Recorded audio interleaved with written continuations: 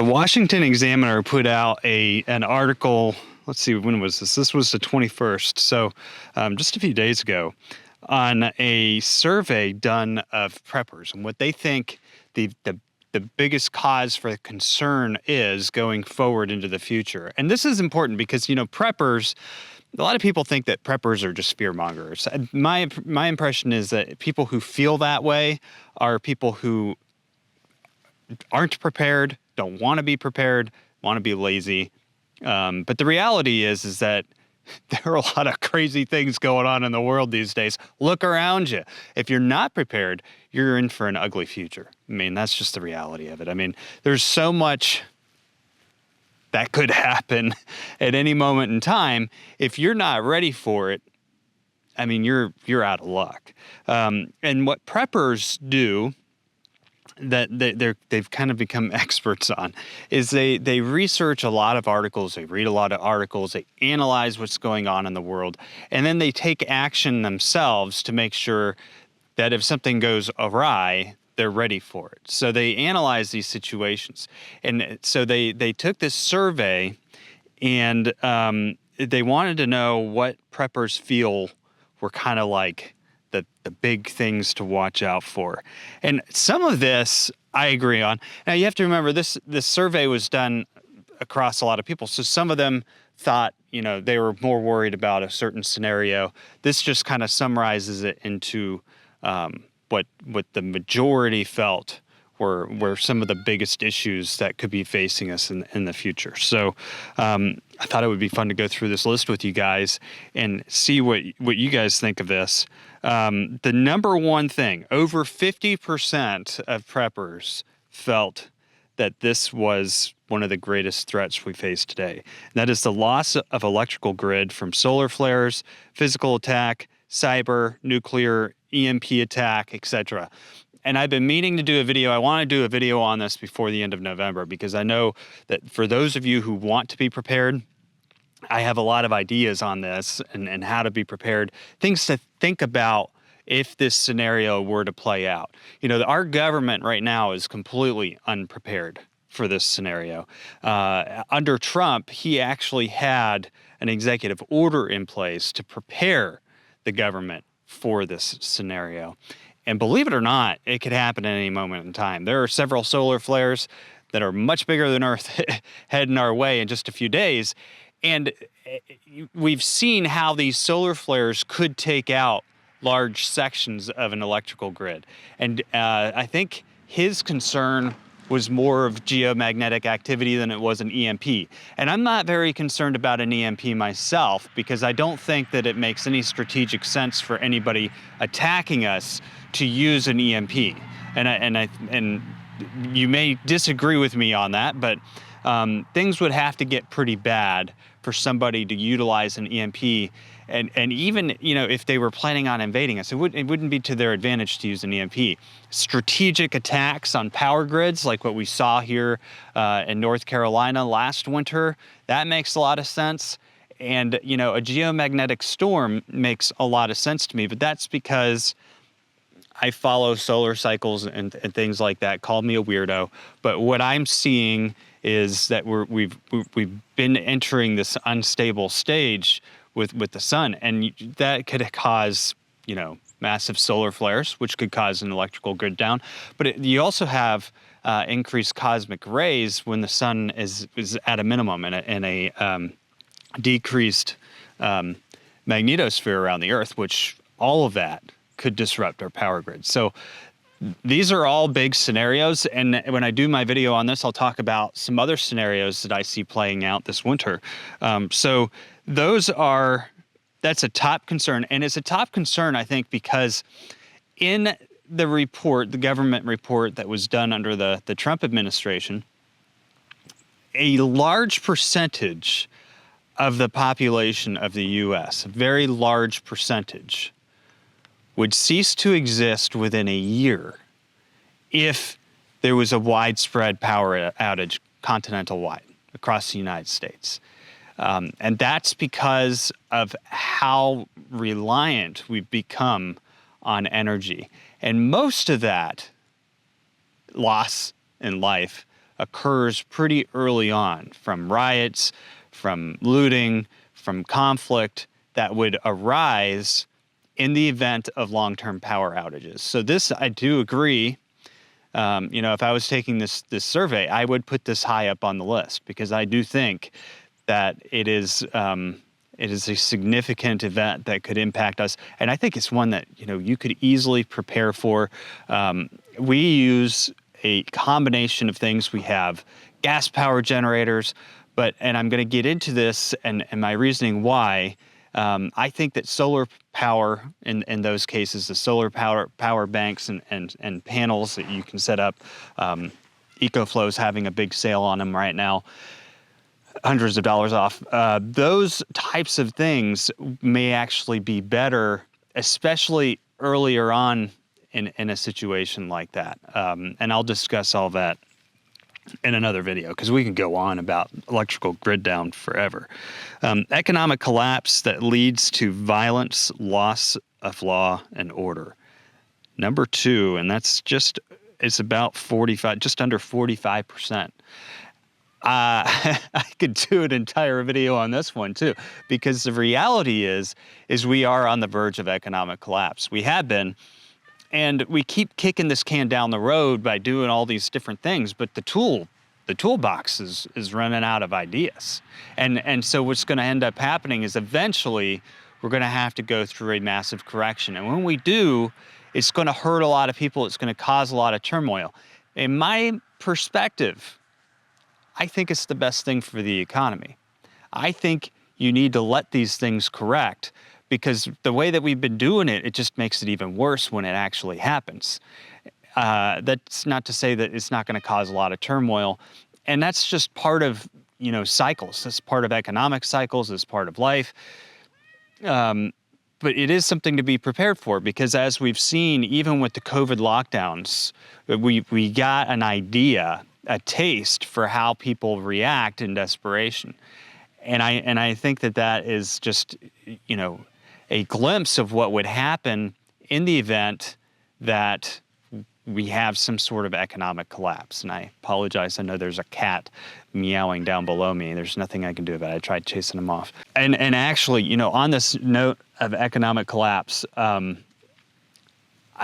could do a video on this too, but we recently pulled all of our funds from the regional bank that we were with. We stuck with the regional bank because we disagree with some of the things going on in the national banks. But what we noticed was that these regional banks were starting to hold deposits to the maximum that they possibly could, which makes it impossible for you to access your money, your hard-earned dollars, right? If you work for that paycheck and then they hold it for 2 weeks or whatever it is. And when I checked the loan to deposits ratio of this particular institution, it had gone from about 73% up to 93% in a year. And if you look at the deposit outflows of small regional banks over just the past several months, it's been enormous, which means that most likely the regional bank we were with was illiquid. It wasn't closing out at the end of the day, and it was having to hold on to funds. And I'm sure that this is happening on large scale. If you remember, we've had 5 regional banks close out this year, just completely go under. None of us knew about it until after the weekend, and they opened back up. You can bet the feds knew about it, because they were working out, how are we going to save these deposits? How are we going to save these banks and these situations? But if it happens as a domino effect, which is why they don't tell you about it before it happens. They don't want another Lehman domino effect going on, but it's going to happen. You can only contain a situation for so long. These banks are in some serious trouble. So we switched to a regional bank that had a very strong, which would mean a low, loan to deposit ratio, because that means that the bank has a lot of assets. You don't want that loan to deposit ratio hitting close to 100%, because once it goes over 100%, it's illiquid. At 100%, that means it has enough assets to offset its loans. That's not a good situation. So find a bank that's got a loan to deposit ratio at least in the 70s is where I feel comfortable. bioengineered viruses and pandemics. That was number 3, and it's just under economic collapse. And I honestly, I think the survey was done before the recent respiratory. It's not a virus. It's pneumonia that's been spreading through, which is a bacteria, through China. And this is impacting the youth population in China. It's highly unusual. The WHO has opened an investigation into it. There's no cause for concern, though. Of course, there wasn't for COVID either. And then by the time it was cause for concern, because, you know, China is very open and honest about their numbers, it had already spread across the world. So I do wonder about pandemics. I know it's difficult to discuss bioengineered pandemics on this channel, but we do know that there are some questions that are unanswered on a lot of these things. So from a prepper standpoint, I would maybe put this, I don't know, it's number 3. I guess it's in a good position, but this is the thing, is when you read through this list, you realize how each and every single one of these is actually fairly important. Domestic civil war due to divided country following the next POTUS election. This was number 4. I don't think that I would have had this as number 4 on my list. And the reason being is because there's so many other things that I think could go wrong before this goes wrong. But I did do a video about a year and a half ago that I think you should watch. And the reason why I think you should watch this is because there was a lot of analysis that went into the video that talks about civil unrest and the possibilities of that leading to war. And it also falls within a timeline from a report done by the Club of Rome, which I've always felt was the perfect blueprint. And so when you look at these things and you look at the things going on in society today, you look at the divide in our country, it is, in my opinion, it is a very real possibility. It's not something that I would choose to focus my prepping on because I don't like the idea of conflict. There you go. See, fear-mongering, right? People that just don't like it, they don't want to prepare for it. But it is a very real possibility, and I would encourage you to look at that video. I'll post a link. Is it up? It's up there. I'll post a link up there for you. And I'll put a link to that video down in the description as well. Sometimes I take some of these videos and I make them members only after I get in trouble for them. So I will make sure that that one is viewable to you. Let's see.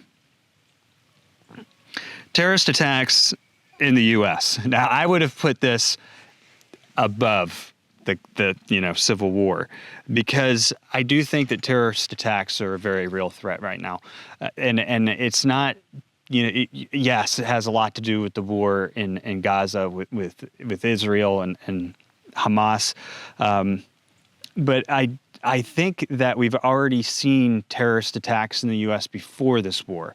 I think that what we saw when I mentioned the Moore County power outage in North Carolina happened 20 minutes from our house, I think what we saw there was, in fact, a terrorist attack, and I'm not sure that I could say it was domestic. In fact, I would probably say it was not domestic. I think it was a state-implemented attack, and I think that those were trial runs because they hit 2 power stations in North Carolina near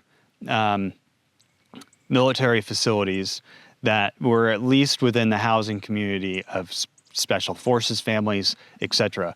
And I constantly questioned what the motive was behind those attacks and why nobody was ever caught. If it was a domestic terrorist, I think they would have caught them. They usually do. They've caught a lot of domestic terrorists when it comes to power outages. I think that it was more sophisticated, and I think that we're going to face that in the future. And that leads me back to the number 1 thing on the list, which was widespread power outages. But I do think that terrorist attacks in the U.S. are very real. I don't agree with the FBI on a lot of things, but I agree with their statements when it comes to how high alert we should be on those things. Now, I'm not saying that we should jump to conclusions when a $300,000 Bentley goes airborne and blows up on the border, which was a terrible, horrific event. But you know, it's unfortunate that the news was first reported the way it was. I mean, we all looked at it and said, "Oh, it's happening." But that's how on high alert everybody is right now. That's why the FBI was out there so quickly. That's why so many agencies jumped to that scene, is because it is a very real thing. It is a very real thing that could happen at any moment in time. I guess that's what makes it terrorism, is that you don't expect it. War that harms the U.S. escalating from the Middle East fighting. That kind of goes along with the terrorist attacks, too. I feel like those are too tied in one, because the way that we would be hurt the most by that, well, there's two ways, actually. There's the threat of terrorism at home, and then I feel like the war is a bit of a trap. I feel like we've spread our resources thin with Ukraine. We're spreading them thinner with what's going on in the Middle East. I think that the only country that benefits from this scenario is China, with their long-term plans to retake Taiwan. And I think it's all a trap. And I think that because we put ourselves into those traps, it hurts us. And it's already financially weakened us substantially. If you look at how much debt interest we're paying, over $1 trillion now in debt interest payments. And we're sending billions of dollars to these countries, and nobody's accounting for it. Nobody knows where that money is being spent, how it's being spent, who bought what Porsche, who bought what, mansion. So I think that all wars are harming us. I don't know that we should be. I definitely don't think we should be involved in Ukraine at this point in time. I question our involvement in the Middle East, although I feel like it's a good trap, because I feel as though I feel as though we do need to be somewhat involved there. And that's just my opinion. You can disagree with me all you want. Cyber attacks. Wow, that was low on the list. Cyber attacks was 1, 2, 3, 4, 5, 6, 7 down. Cyber attacks. We've already been being hit by cyber attacks.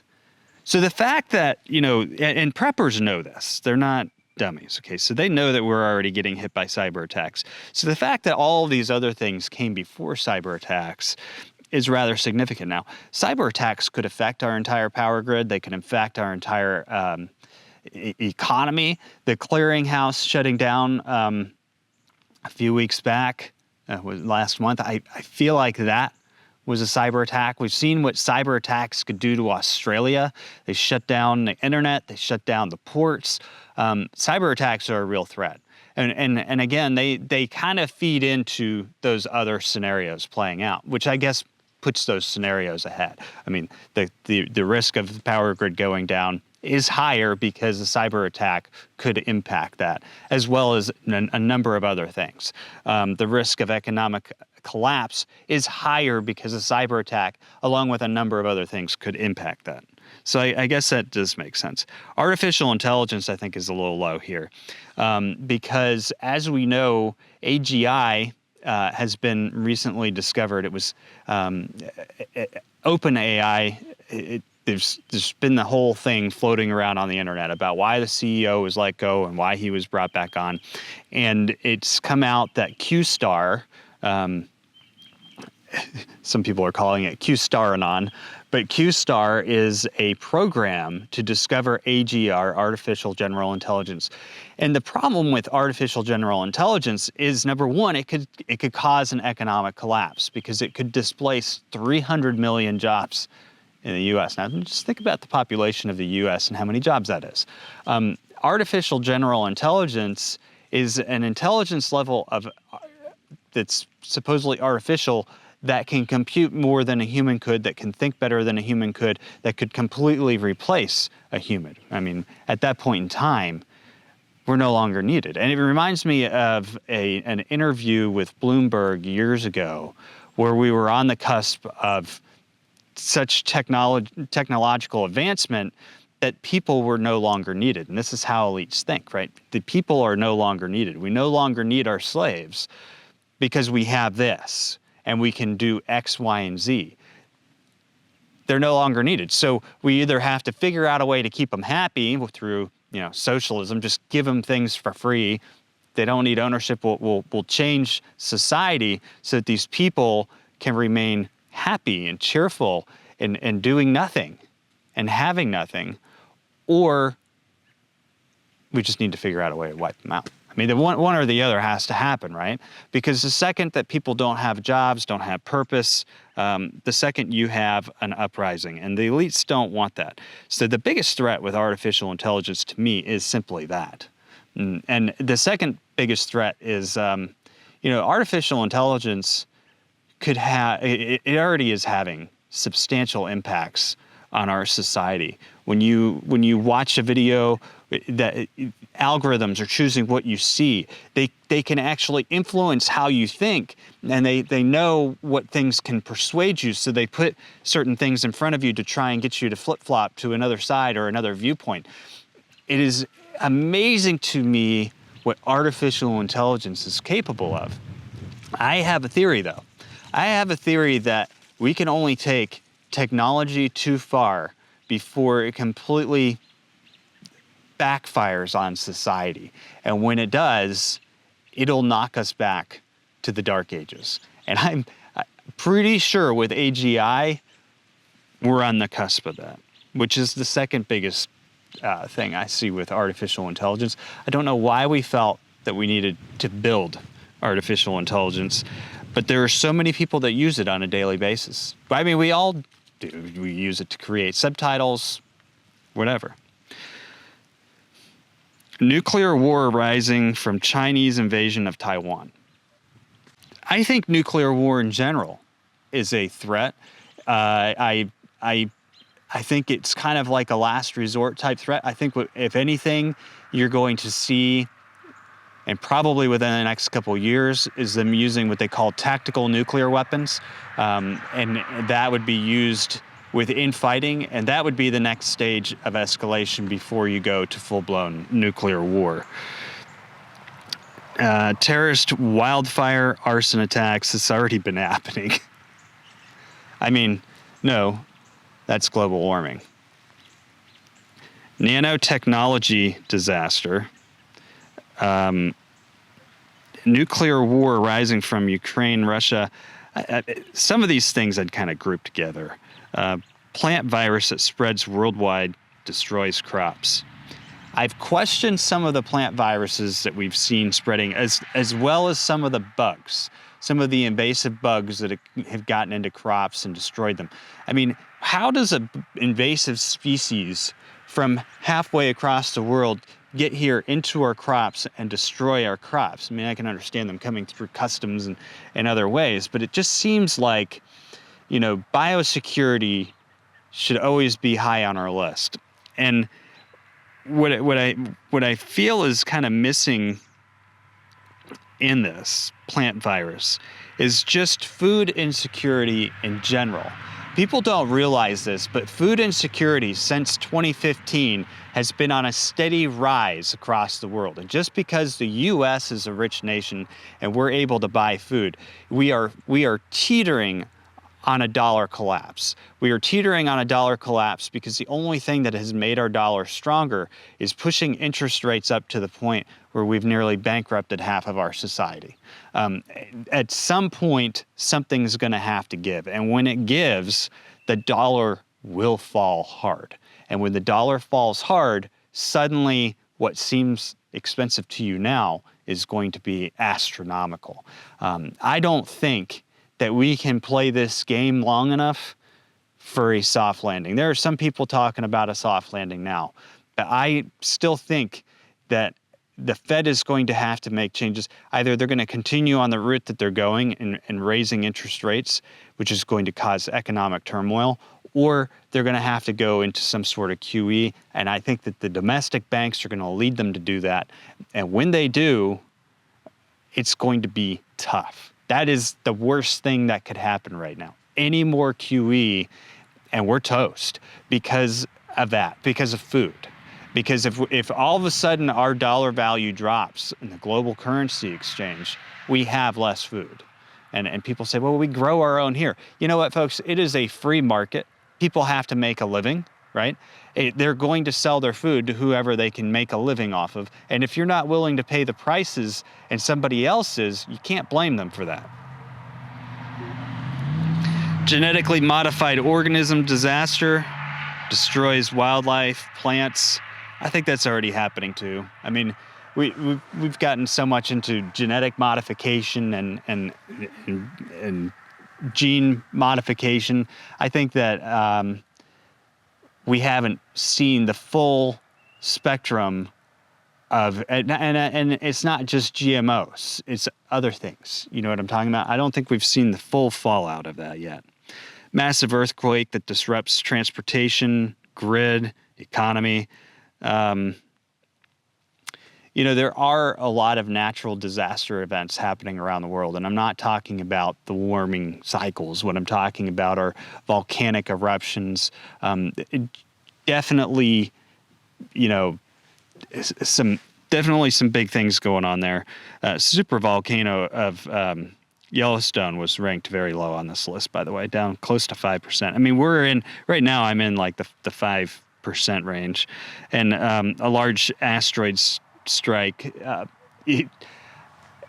I think that we're in the clear on that right now, but to think that that could never happen, I think it could. I don't know what you would do about it to prepare, so it would be low on my prepper list. But you know, that's something that I think could happen maybe, 500-600 years from now, not our time, but our kids' generations. And that's the other thing, is we have to help our kids prepare for their future and think strategically, because that's what's going to keep your family going for generations after generations after generations. So, a lot of this stuff you have to think about, okay, this is what our threats are now. This is what my kids' threats are going to be. So I need to help them understand how to decipher these things, understand, the truth behind this stuff, and help them prepare for it. But anyway, I thought that was a pretty interesting list. I'm hoping you guys left some comments down below as to what you think are our biggest concerns. The other concern that's not on this list that I would have very high on the list is socialism, to be honest with you. That could be because it feeds into economic collapse. It feeds to law and disorder. But I think that we're on the brink of something big politically. And I don't think it has to be civil war, but I think it can destroy this country if we're not careful. And I think that every day you need to find a way to stand up against it, tell people what the truth is. It's just something we need to do. It's something we need to be really on top of, because if we're not, like I said, it gets out of control. Government in itself is not bad. Like when it is there to fulfill the role that it was created to fulfill. Our government today fulfills many, many, many, many tasks and roles beyond which was originally created to fill. And that's where we have these problems. And that's where we end up, even in the election pool, having some of the people we have to choose from, is because they're feeding off of, programs, are feeding off of control factors that were never meant to be there in the first place. Right? That's not what the role of government should be. So I think that is a very big threat to society that could cause a lot of turmoil that we should be mindful of. Anyway, comment below. Let me know what you think.